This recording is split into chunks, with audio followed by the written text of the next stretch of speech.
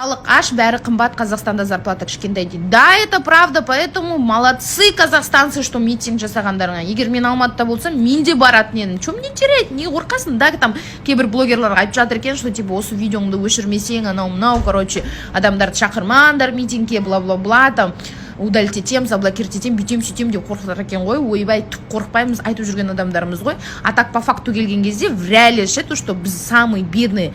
Бізде бар ғой, Қазақстанда бүкіл таблица Менделееванікі бәр нәрсе бар, сондай байлық қор, бүкіл баймыз, но нет, халықты қараңдаршы қандай нищий, да, до такой степени нищий, что по статистике 70% казахстанцев бар ғой, загранпаспорты жоқ.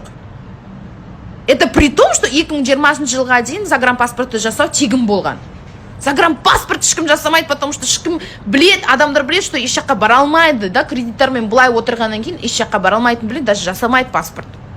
50% казахстанцев, да, 50% казахстанцев ни разу в жизни не сидели самолетта. Көздерімен даже самолетті көрмеген ғой.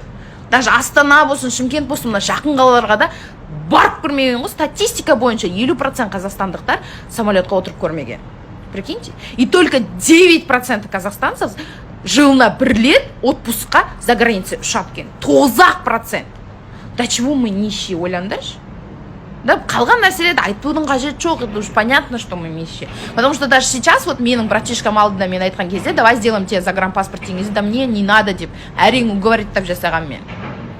И даже вот я, когда сейчас выкладываю какие-то видосы о том, что я вот отдыхаю, деп, бәрі деген, ой, вот мақтанбаш деп ойлайды. Они почему думают, что я, типа, как будто хвастаюсь? Да потому что олар ондай нәрсені даже көрмеген. Я-то, блин, со своим самолетом ұшқан жоқпын ғой.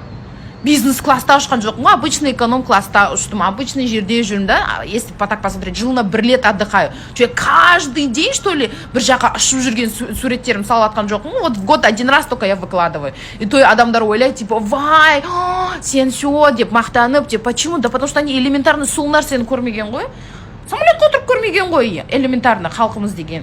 Да почему? Потому что в реале нас вот бәрімізді нищеброд қойған. Потому что тот раз даже, когда я работала, Самұрық-қазынада, помните, у меня зарплата была всего лишь 200 000 тенге. Хотя я владею казахским, русским, английским и китайским языками. Прикиньте, 4 тілді білу, и вот зарплата 200 000 тенге береді.